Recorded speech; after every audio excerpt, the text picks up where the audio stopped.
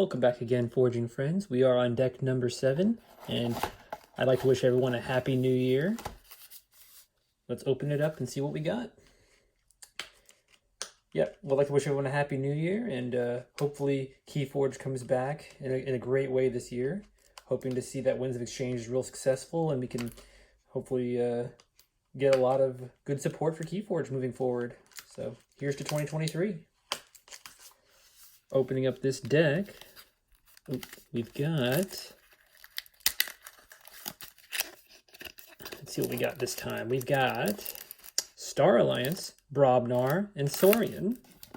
We've got Tosca, the leader of Circumia, the purple Archon with very kind of razor-like arms and legs. Looks like some kind of sea creature, maybe. Pretty cool. Let's see what we got.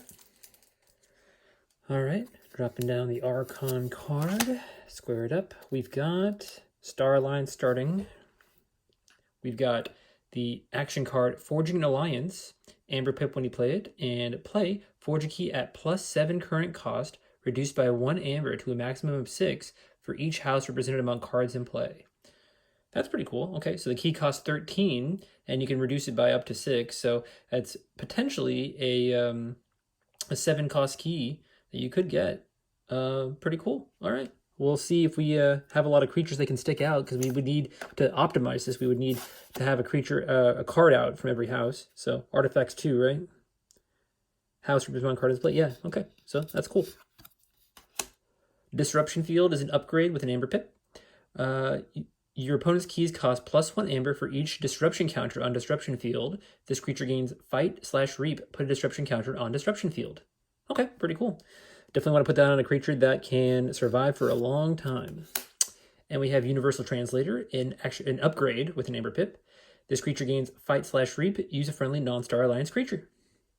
Good off-house play. We have Science Officer Morpheus, a 2-power creature with 1 armor. After you play a creature with a play effect, trigger its play effect an additional time. All right, well, good thing we got this early on. We definitely want to keep an eye out for good play effects now. Interesting. Quadricorder, another upgrade. Your opponent's keys cost +1 amber for each house represented among friendly creatures to a maximum of 3. You can already see that we would like to have a lot of different things out at once. Nurse Soto is a creature with 3 power, and deploy, play, fight, reap, heal 3 damage from each of Nurse Soto's neighbors. Good spot healing. Zap, action card with an Amber Pip. Play, deal 1 damage to a creature for each house represented among friendly creatures in play. Again, same theming here with Star Alliance. Stealth Mode, an action card with an Amber Pip. Your opponent cannot play action cards during their next turn. Nice, very disruptive card. Medic Ingram is a 3-power creature with play, fight, reap. You may heal 3 damage from a creature and ward it. So far, 2 play effects, both of them involve healing. But at least with this one, if we played it twice, we could ward 2 different creatures if we had Science Officer out, so interesting. Lieutenant Kirkar, a 5-power creature with taunt and hazardous 3. Always good to have a taunter in a deck. Commander Chan, a 4-power creature with Fight/Reap. Use another friendly creature. Great card. Cloaking Dongle, another upgrade with an Amber Pip. This creature in each of its neighbors gains Elusive. Very, very nice. Lots of good ways to protect creatures. And now we have Saurians. It is Primus Ungus, a rare 5-power 1-armor creature with each friendly creature gets +2 power for each amber on Primus Ungus. Reap, Exalt Primus Ungus. So definitely can make a lot of our creatures really strong, but that makes him a big target. So definitely would like to play him. And then if we have a way of playing Medic Ingram next to him, keeping him warded, keeping him, next to a taunt, next to that Kirkar, that'd be great. If we have a good way of protecting him, really exalting him a lot would really be good in any deck. And we have Cincinnatus Rex. Wow. A rare with 6 power, 4 armor. If there are no enemy creatures, he's destroyed. Fight, you may exalt Cincinnatus Rex. If you do, ready each other friendly card. All right, so when we see him, we definitely want to see a lot of Saurian creatures, a lot of creatures in general in this deck. And also we would like to see some Legatus Raptors. Legatus Raptor plus Cincinnatus Rex is a great combo, as well as other fight effects. We have the Calyptian Ideal, an upgrade with play, exalt this creature, and this creature gains, you may spend amber on this creature as if it were in your pool. Okay, so if we could pump up a creature a lot with that other guy, Primus Ungus, we could pump up all of our creatures, get them a lot of power. We could definitely just spend amber on our creatures. Exalt them a lot and spend amber on them. We have Orator Hisaro, a 3-power creature with deploy and play. Ready and exalt each of Orator Hisaro's neighbors. For the remainder of the turn, they belong to House Saurian. Really, really nice. You can definitely play more things off house and reap with things off house or fight with things off house that way. Excellent. We have Exile, a action card with an amber pip. Give control of a friendly creature to your opponent. All right, definitely want to see a lot of capturing in this Saurian then. If we can get a lot of capturing and lots of ways to exalt, then it'd be really useful. Rettergallum is a 3-power creature with play. Your opponent's keys cost +3 amber during their next turn. And reap, you may exalt Rettergallum. If you do, your opponent's keys cost +3 amber during their next turn. Pretty good key control. Questor Jarda, a 3-power creature with elusive. And reap, you may exalt Questor Jarda. If you do, gain 1 amber. Quick amber gain. Praefectus Ludo, great card, 5-power creature with each other friendly creature gains destroyed. Move each amber on this creature to the common supply. Pretty much a necessity for Saurians. And we've got 2 of him. Great. Phalanx Strike, an action card with an amber pip. Play, choose a creature, deal 1 damage to it for each friendly creature. You may exalt a friendly creature to repeat the preceding effect. Good if you have a lot of creatures. We've got the Imperial Scutum, a upgrade with an amber pip. This creature gains +2 armor and gains destroyed. Move each amber on this creature to the common supply. It's great that we have a few ways of, getting around exalting. And we have Axiom of Grisk, a board wipe with play. Ward a creature, destroy each creature with no amber on it, and gain 2 chains. Nice card. All right, moving on to Brobnar now. Let's get a good Brobnar. Come on. We can do it. The possibilities are possible. Possibilities are there. We can get it. So we got Brobnar. We have Smith, an action card with an amber pip, and play, gain 2 amber if you control more creatures than your opponent. Well, it seems like we have a lot of creatures so far, or at least a decent number, so that's possible. Power of Fire, action card with play, sacrifice a friendly creature. If you do, each player loses amber equal to half that creature's power, rounding down the loss. Gain 1 chain. Not the best amber control, but it's amber control. Gravel Guts, a 5-power creature with after an enemy creature is destroyed fighting Gravel Guts, give Gravel Guts 2 +1 power counters. Has some staying power. Fire Breath is an upgrade. Lots of upgrades in this deck with an amber pip. This creature gains +3 power and gains before fight. Deal 2 damage to each neighbor of the creature this creature fights. That'd be great to put on that Cincinnatus Rex.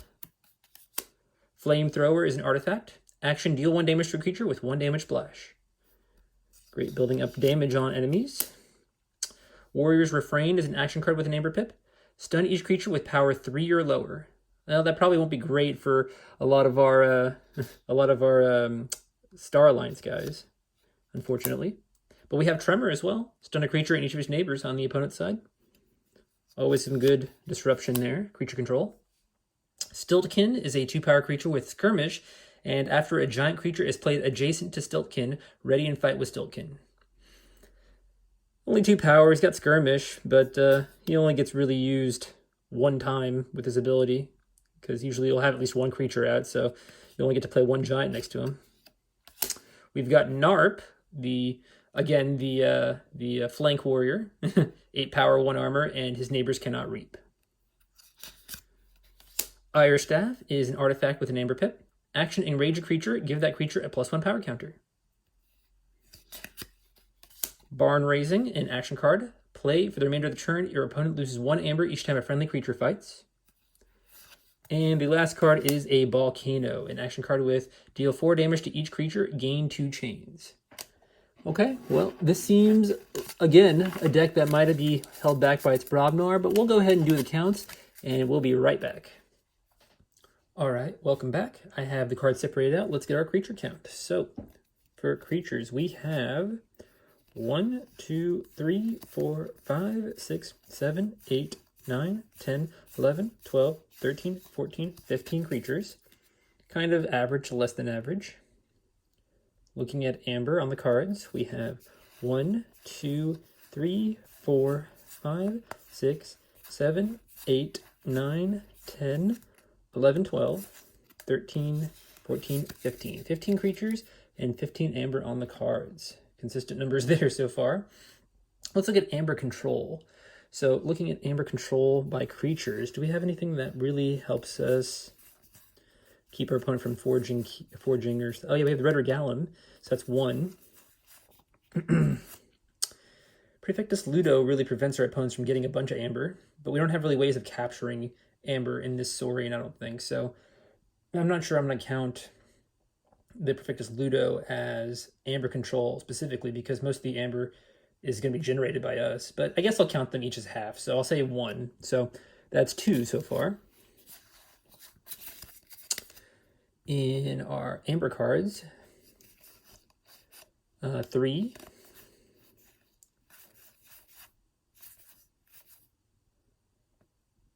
3.5.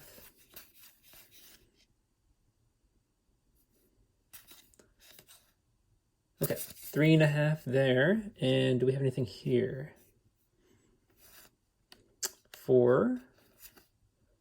So sorry, 3.5, 4.5, 5, 6.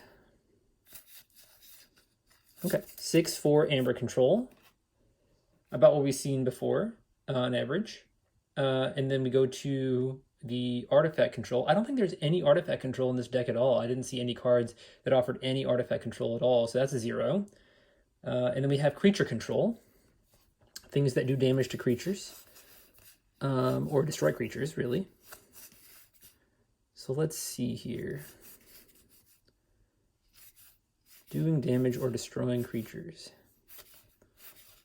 Nothing really in our creatures that directly affect our opponent's creatures. A lot of things that are good to fight with. Anything in our amber cards that do some creature control. We got 1 damage here for each house representing among friendly creatures in play. So we'll just be safe and call that a 1. So we'll call that a half. And we'll say 1.5. Before fight, deal 2 damage. We have a few fighters, so we'll say 2.5. Stunning, so I don't know that we'll play that really. Well, we'll say 3.5. We'll count it. Probably use it at least once. 3.5. 4.5. 5. Well, we'll say 5.5 for that. 6 and 7. Actually, we'll count this as 7.5 because I don't know that we'll play that very often. So we'll say 7.5 as far as creature control. Still a decent amount.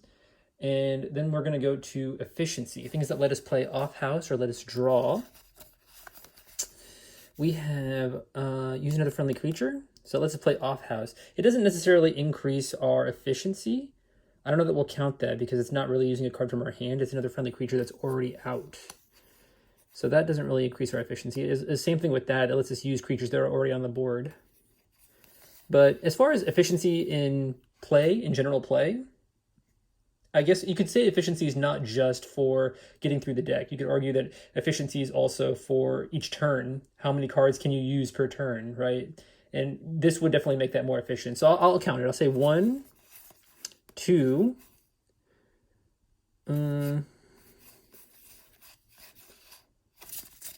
2 so far. This lets us use a free creature off house. So I'll say 3.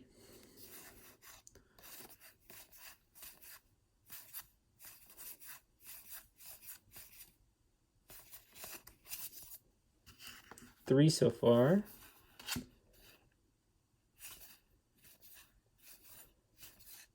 Yeah, so efficiency, it might be a generous, but a generous 3 for efficiency. Recursion, I don't think we had anything that brought cards back from the discard pile or let us get them out of our deck or anything like that. No, it's mostly just like a lot of fight effects and a lot of damaging effects and stuff like that. No real recursion in this deck. So we'll count that as a 0. And as far as disruption goes, we have anything that affects the hand? Let's see. Nothing there. I mean, this says disruption field, but it's amber control.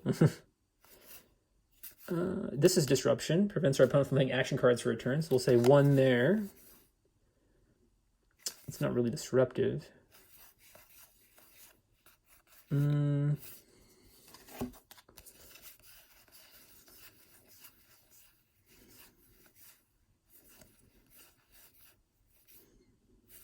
Nothing else that's really disruptive. Okay, so we had an average amount of expected amber, I would say. We have kind of a middling to average amount of creatures. We have, the average amount of amber control, no artifact control, and no ways to recur cards. Efficiency is pretty low. Nothing that lets us draw, but things that at least let us use creatures off house. So we have play efficiency, but not deck efficiency so much. So I don't know. These 2 of these 3 houses are pretty strong. I mean, they're the new houses for this set, right? Starlines and Saurians. So I want to say that the SAS system would give this a decent score, but not that decent. Definitely going to be better than our last week's deck, I think. So I'm going to make my guess. That's a toughie, right? Because there's some synergy here, I think. This Morpheus, wants play effects, and we have 2 that heal. And we had this. I think this would be the best one to use a play effect on with that Morpheus out, because we could, ready the neighbors and then well, actually wait, ready and exalt.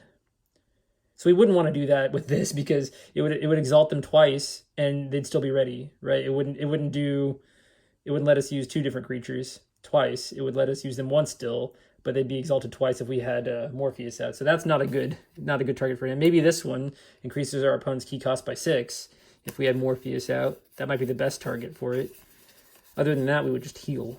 So kind of a missed opportunity with Morpheus, and even a missed opportunity, I would say, with Cincinnatus, because we have some fights in this deck. We have some 5 power creatures here and there, and in Brobnar, we only have 3 creatures. I don't know what it is about this Brobnar not having any creatures for me. So it's a tough sell. We would have to get the perfect board to justify using Cincinnatus Rex's ability oftentimes. So he'll just go out there, be, pretty much by himself, and then get destroyed. So not terribly great synergy with Cincinnatus Rex. And we have a lot of upgrades in this deck, though. We have a lot of upgrades. Kind of wish we had a transporter platform. Not really much capturing for that exile. So just a lot of missed opportunities in this deck overall. So I'm going to say this is going to be in the 60s. I'm going to say low 60s, maybe like a 61. 60, well, that seems like a little too low. Let's go with a 63. I'm going to say 63. That's my guess. Let's go ahead and go to my desktop. Okay, welcome back to my desktop. I have the link copied, and we will see what this deck is.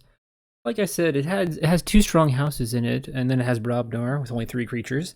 But those 2 strong houses, I think, will pull it up a little bit, but then again, it's going to be still pretty weak. So I'm thinking, I said 63. I'm thinking it'll be low 60s, maybe even high 50s, but I said 63. I'm going to stick by that.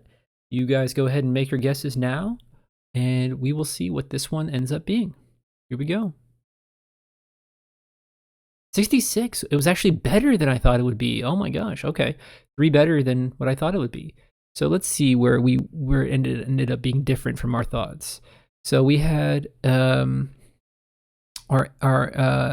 amber control we thought was decent. I think we had like a 6 or something in there for it. But we look at that. We have so many things subtracting from our amber control, because we have the phalanx strike, everything that exalts, right? Everything that exalts will go ahead and take away a little bit from our amber control, because we're giving potential amber to our opponent. In that case, we should be wary of that. The exile, the barn raising, the worst one being the orator Hisaro, because they exalt 2 creatures at the same time. So that's something to be aware of. We have average amount, I'd say at this point, maybe above average amount of expected amber, with the NARP taking away since we lose a creature that can reap, and the Power of Fire taking away. We have a lot of less speed. I think I forgot to count the chains that we get from Power of Fire, Volcano, and Axiom of Grisk. I said 0 for efficiency, but we actually have negative efficiency because of those chains.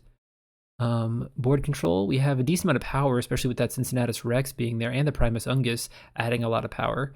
I mean, getting those two on the board probably the main combo we'd want to go for, getting those two on the board at the same exact time.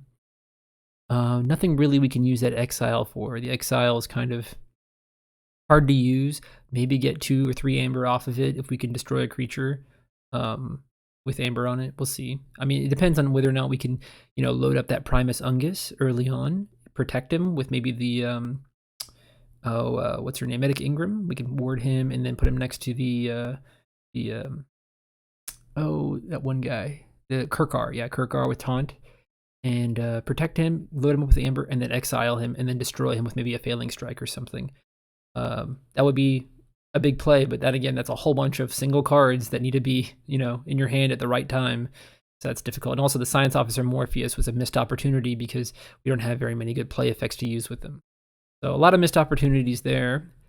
And looking at the synergies and anti-synergies here, the Cincinnatus Rex has only positives, because we have things that use creatures, so we could actually use him off house. That's a positive, so that probably is something we missed. Anything that can use a powerful creature off house, like the Commander Chans and the Universal Translator, we could load him up with the Universal Translator on a Star Alliance turn, so we could play a Saurian turn, use him a bunch, go Star Alliance next turn, use him again with Star Alliance creatures. So that'd be pretty good. Things that remove captured amber, we have a lot of those things. We have Ludo, Scutum, Calyptian, so that makes him a little less of a risk. Well, so that's some good synergy. Same for Primus Ungus, same things kind of apply. And we have ways to put amber on target friendly creatures, so we have more ways of adding amber, so we can get a better bonus from his effect. Axiom of Grist is good. We have Exalting Friendly, which will protect them from being wiped off the board. Disruption Field has a lot of synergy with things that protect creatures. That makes a lot of sense. So we have the Fire Breath, Imperial Scutum, and then a bunch of cards that kind of protect creatures. So Disruption Field would be really good if we had to play this deck. That would be one of our major Amber Control cards. Perfectus Loot is always good. Exalting, protecting creatures. That makes a lot of sense. The Failing Strike is a little bit of an anti-synergy since we have a low creature count. It says 15 creatures are low, which makes sense. Usually, you want to have more than that. We've seen a lot of decks that have upwards of 20 creatures. Worlds Collide usually, on average, has higher creature count than other sets. So that's why they say this is kind of an anti-synergy with our deck. Fire Breath has some things that are good with fighting. Medic Ingram is good with things that cause reaping. Imperial Scutum is really good with things that exalt. And Raider Gallum's good. Things that cause reaping, things that protect creatures. Right. Morpheus, yeah, missed opportunity with Morpheus. We have a lot of things to protect him, but not really that many good play creatures. Medic Ingram is the one they call here. And Raider Gallum, Orator Hisaro. I don't think Orator Hisaro is a great play creature for Science Officer Morpheus, because Orator Hisaro will end up, let's see, Orator Hisaro will end up, here he is. He will ready and exalt each of his neighbors and just make them ready, right? So if we play him, he'll ready them, exalt them, and then the play effect will happen again. Well, they're already ready and they'll be exalted twice. So basically, you're just giving your opponent 2 free amber there. So it's really unfortunate that doesn't work very well. Looking at the rest of this, we have Commander Chan's always good. Smith is anti-synergy since we have a lower creature count, so we really shouldn't have counted that. Maybe we have -2 amber there, maybe 13 amber instead of 15. Warrior's Refrain, -70 since we have a lot of 3 power or less creatures like we thought. That's going to be a little bit of an anti-synergy there. Volcano is a really big anti-synergy since we have a lot of 4 power or less creatures. And yeah, nothing else is really standing out. I mean, this NARP, of course, NARP is very bad. You can't see it on the screen right now, but we have a lot of good reaping creatures, so the NARP is going to be hard to play. So overall, we guessed it lower than it was. I am surprised that it was a 66 of all things. I think what really boosted it up, honestly, was just the versatility of the Saurian and the Star Alliance. The Saurian's a 30 on its own, which makes sense. Like having 2 Ludos. I mean, first of all, the Saurian has quite a few creatures in it, right? It's got on its own 1, 2, 3, 4, 5, 6, 7 creatures. Majority of this Saurian is creatures, which is really good. And then it's got the important creatures. It's got the 2 Ludos, got the Ideal, got the Scutum, got all the important cards. Got an Exile in case you have a creature that's about to die. A lot of outs, board wipe. This is a really good, it's a 30 SAS on its own Saurian. So that's really pulling that deck up much higher. The Star Alliance is decent support. It's offering, a lot of upgrades that do some amber control, stuff like that. If this Brobnar had been any other house, I feel like this deck would have easily been mid to high 70s. Just a missed opportunity there. So, yeah, we'll keep that in mind. We'll try to keep in mind the chains kind of reducing our speed here. But even forgetting that, we still guessed a little lower than it was. So, good to keep that in mind. Okay, well. Thank you all for joining me. If you enjoyed this video, please leave a like. And if you want to see more of this content, please subscribe. Hope you all have a good day. And here's your 2023. Bye, guys.